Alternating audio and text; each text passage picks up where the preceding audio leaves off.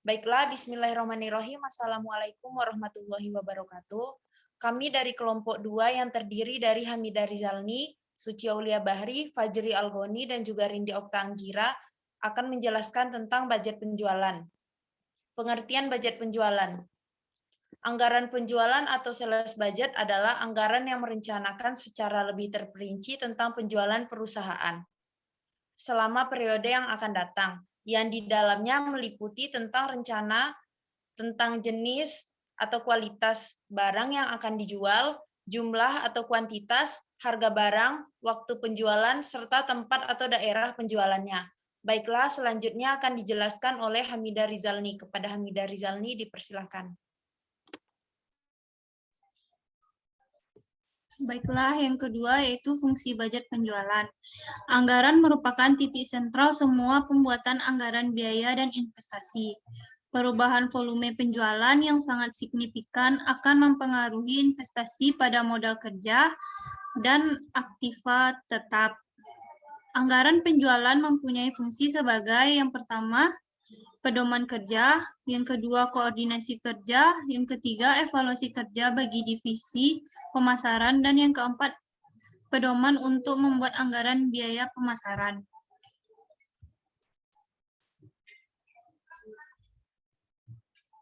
Selanjutnya, penyusunan konsep budget penjualan. Konsep anggaran penjualan, penyusunan konsep anggaran penjualan dapat dikatakan mencakup segala kegiatan di bidang penjualan.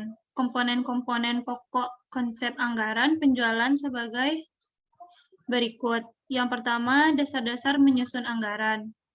Terbagi dua, yaitu menyusun tujuan perusahaan dan menyusun strategi perusahaan. Dan kemudian menyusun forecast penjualan. Yang kedua, menyusun anggaran penjualan.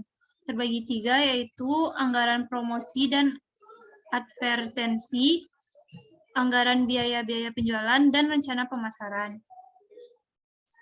Materi selanjutnya akan dijelaskan oleh Fajri Algani. Kepada Fajri dipersilakan. Dalam menyusun anggaran penjualan perlu dipertimbangkan beberapa faktor seperti satu, karakteristik pasar yang dihadapi perusahaan. A. Luas pasar, lokal, regional, atau nasional. B. Keadaan persaingan, monopoli, persaingan bebas, dan persaingan monopolitis. C. Kemampuan pasar untuk menyerap barang. D. Keadaan dan sifat atau sifat konsumen, apabila konsumennya merupakan konsumen akhir dan konsumen industri. 2. Kemampuan finansial, yaitu kemampuan perusahaan membiayai penelitian pasar yang dilakukan. Biaya usaha-usaha untuk mencapai target penjualan, modal kerja, dan kemampuan membeli bahan mentah untuk dapat memenuhi target penjualan. 3. Keadaan personalia atau SDM, yaitu apakah jumlah tenaga kerja yang tersedia cukup, kurang, atau berlebihan, dan tenaga kerja yang tersedia mampu untuk melakukan tugas-tugas agar target yang ditentukan tercapai. 4. Dimensi waktu, sampai seberapa lama rencana yang disusun masih dianggap reliable. Oke, selanjutnya akan dijelaskan oleh Rindi Okta Anggira. Kepada Rindi dipersilakan.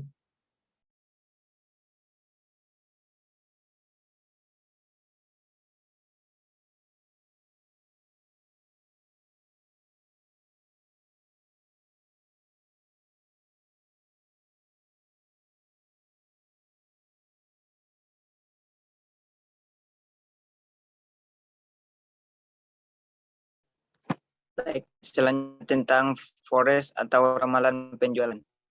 Forecast atau ramalan penjualan adalah proyeksi jumlah komoditi yang diminta oleh konsumen dan proyek harga yang mampu dijangkau oleh konsumen. Dengan demikian, ramalan penjualan terdiri dari ramalan jumlah komoditi dan ramalan harga komoditi yang akan dijual. Sedangkan menurut pendapat Gunawan Adi Saputro, forecast penjualan adalah proyeksi teknis daripada permintaan langganan potensial untuk suatu waktu tertentu dengan berbagai asumsi. Forecast penjualan mempengaruhi bahkan menentukan keputusan dan kebijaksanaan yang diambil oleh suatu perusahaan.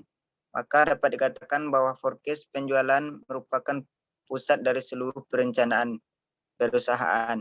Dan ini menentukan potensi penjualan dan luar pasar yang akan dikuasainya.